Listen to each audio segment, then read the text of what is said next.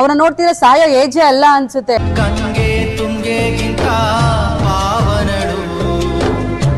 ಅವಳು ಹೇಳ್ತಿದ್ಲು, ನಮ್ಮಿಬ್ಬರು ಹೆಣ್ಮಕ್ಳು ಒಳ್ಳೆ ಕಡೆ ಮದುವೆ ಮಾಡ್ಕೊಟ್ಬಿಟ್ಟು ನಾವು ಆರಾಮಾಗಿ ಮಾಡಿ ಮೇಲೆ ವಾಕ್ ಮಾಡಿಕೊಂಡು ಅಂತಿದ್ಲು. ಮಾಡಿ ಮೇಲೆ ಹೋದಾಗಲ್ಲ ಅವ್ರದ್ದೇ ನೆನಪಾಗುತ್ತೆ.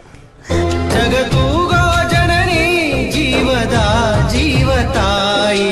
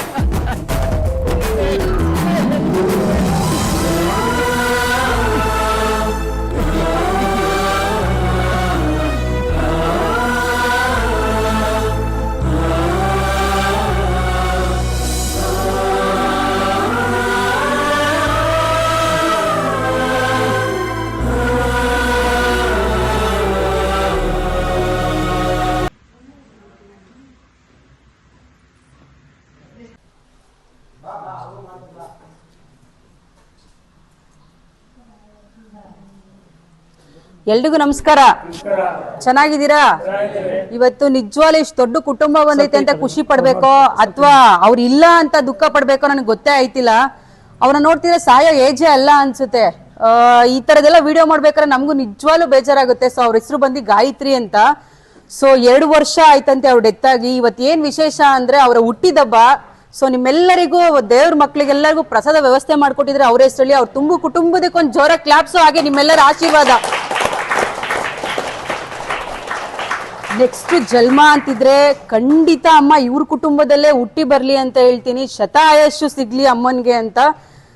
ಇದೆಲ್ಲ ನೋಡ್ತಿದ್ರೆ ನನಗೆ ಇಮೇಜ್ ಮಾಡ್ಕೊಂಡ್ರು ಆಗಲ್ಲ. ಇಷ್ಟು ದೊಡ್ಡ ಕುಟುಂಬನ ಅವ್ರ ತಾಯಿ ಹೇಳ್ತಿದ್ರು ತುಂಬಾ ಕಷ್ಟ ಇದ್ದಾಗ ಇವ್ರಿದ್ರು. ಈಗ ಸ್ವಲ್ಪ ಎಲ್ಲೋ ಚೆನ್ನಾಗಾಗೋ ಟೈಮಲ್ಲಿ ಅವ್ರು ಡೆತ್ ಆದ್ರು ಅಂತ ಅದು ಕೇಳಕ್ಕೆ ಒಂಥರ ಬೇಜಾರು ಅಂತ ಅನ್ಸುತ್ತೆ. ಭಗವಂತನ ಇಚ್ಛೆ ನಮ್ಗೇನು ಹೇಳಕ್ಕಾಗಲ್ಲ. ಬಟ್ ನೆಕ್ಸ್ಟ್ ಜನ್ಮ ಅಂತಿದ್ರೆ ಭಗವಂತನ್ ಕೇಳೋದಷ್ಟೇ, ಶತಾಯಸ್ಸು ಕೊಟ್ಟು ಇವ್ರ ಕುಟುಂಬದಲ್ಲೇ ಹುಟ್ಟಿ ಬರ್ಲಿ ಅಂತ ಹೇಳ್ತೀನಣ್ಣ. ನಿಮ್ಮೆಲ್ಲರಿಗೂ ಅವ್ರನ್ನ ಮರೆಯೋ ಶಕ್ತಿ ಕೊಡಿ ಅಂತ ನನ್ನ ಕೈಯಿಂದ ಹೇಳಕ್ಕಾಗಲ್ಲ.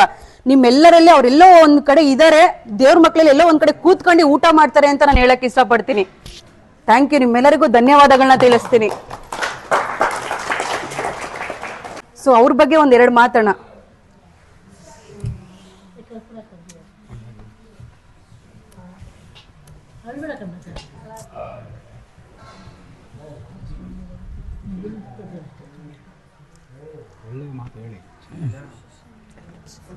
ಕಷ್ಟಪಟ್ಟು ಈಗೆಲ್ಲ ಒಂದ್ ಕಡೆ ಚೆನ್ನಾಗೋ ಟೈಮಲ್ಲಿ ಅವ್ರು ಡೆತ್ ಆಗಿದ್ದಾರೆ ಅಂದ್ರೆ ಊಹೆನೂ ಮಾಡ್ಕೊಳಕ್ ಆಗಲ್ಲ. ಬಟ್ ಅವ್ರು ನೋಡಿ ಇವತ್ತು ಫುಲ್ ಡೇ ಅವ್ರ ಹೆಸರಲ್ಲೇ ಎಲ್ಲರಿಗೂ ಊಟದ ವ್ಯವಸ್ಥೆ ಮಾಡ್ತಾರೆ. ನಿಜವಾಗ್ಲೂ ಒಂದು ಜೋರ ಕ್ಲಾಪ್ಸ್ ಬರ್ಲಿ. ನಾವು ನಮ್ಮದು ಹೋಟ್ಲಿದೆ, ಹೋಟ್ಲ್ ಮಾಡ್ಕೊಂಡಿದ್ದೀವಿ. ಓಕೆ, ಪುಡ್ಬತ್ತಲ್ಲಿ ಹೋಟ್ಲ್ ನಮ್ಮದು. ಒಂದು ಚಿಕ್ಕ ಸೀಟ್ ಮನೆ ನಮ್ಮದು. ಏಮನ್ ಮದುವೆ ಆಗಿ 14 ವರ್ಷ ಆಯಿತು. 14 ವರ್ಷದಲ್ಲಿ 3 ವರ್ಷಕ್ಕೆ 5 ಮನೆ ಕಟ್ಟೋದು, ಒಂದು ಜಾಗ ತೊಗೊಂಡ್ಲು, ಒಂದು ದೊಡ್ಡ ಕಾರ್ ತೊಗೊಂಡ್ಲು. ನಾವು ಹಿಂಗೆ ಇರ್ಬೇಕು, ಮನೆ ಹಿಂಗೆ ಬದುಕಬೇಕು ಎಲ್ಲರ ಮುಂದೆ. ತುಂಬ ಡ್ರೀಮು.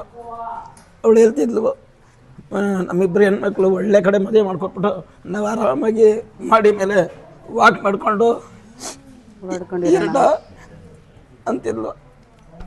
ಮಾಡಿ ಮೇಲೆ ಹೋದಾಗಲ್ಲ ಅವ್ರದ್ದೇ ನೆನಪಾಗುತ್ತೆ. ಹಂಗೆ ಒಂದು ಯಾವುದೋ ಸೀಟ್ ಮನೇಲಿ ಇದ್ದವನ್ನ ಒಂದು ದೊಡ್ಡ ಸ್ಥಾನದಲ್ಲಿ ನಿಲ್ಲಿಸ್ಬಿಟ್ಟು ಚೆನ್ನಾಗಿರೋ ಟೈಮಲ್ಲಿ ಕಿತ್ಕೊಬಿಟ್ಟ ದೇವರು. ಅದು ಕುಟುಂಬದಲ್ಲಿ ಮುಸ್ರೆತಕ್ಕೆ ನಾವು ಬೆಳಿಬೇಕು ಅಂತ ಯಾರನ್ನು ಕೆಲಸದವನು ಹಿಡಿದೆ ಒಂದು ಮಟ್ಟಕ್ಕೆ ಬಂದ ಮೇಲೆ ದೇವ್ರು ಕಿತ್ಕೊಬಿಟ್ಟ. ಅದರಿಂದಾಗಿ ತುಂಬ ನೋವು. ಆ ಮನೆಯನ್ನು ನೋಡ್ತಿದ್ದಾಗಲ್ಲ ತುಂಬ ನೆನಪಾಗುತ್ತೆ. 2 ವರ್ಷ ಆಯ್ತು. ಹೋದ ವರ್ಷನೂ ಬಂದಿದ್ದೆ ನಾನು. ಮನೆ ಕಟ್ಟಾದ್ಮೇಲೆ ಡೆತ್ ಆಗಿದ್ದು. ಹೌದು, ಹೋದ ವರ್ಷನೂ ಬಂದಿದ್ದೆ ನಾನು. ಹೌದು, ಗೊತ್ತು ಸರ್.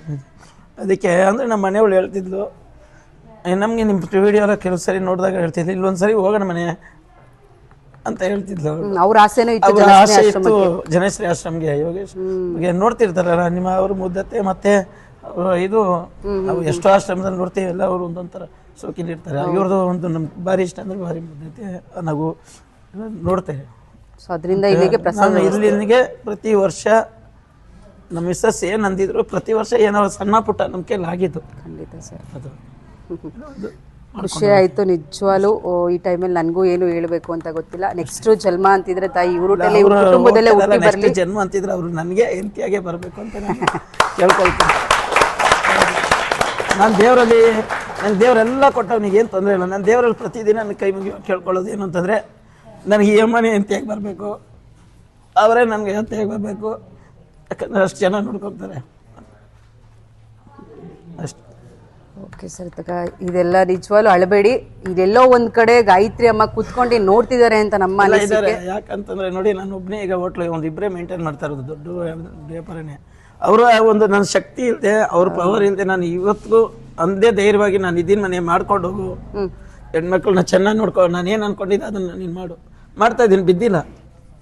ಅವಳ ಡ್ರೀಮ್ ಏನಿದೆ ನಾನು ಅಲ್ಲಿ ಗಂಟ ಇರಬೇಕು ಅಂತ ಆಸೆ ಪಡ್ತೀನಿ ಅಷ್ಟು ಆರೋಗ್ಯವಾಗಿ. ನಿಮ್ಮ ಹಿಂದೆ ಅವ್ರು ಇಡ್ತಾರೆ, ಯಾವಾಗಲೂ ಇಡ್ತಾರೆ, ಬಿಡಿ, ಅಳ್ಬೇಡಿ. ಫೈರ್ ಮಾಡಿ. To you happy birthday to you, happy birthday to you Gayatri ಅಮ್ಮ, happy birthday to you. Cut ಮಾಡಿ.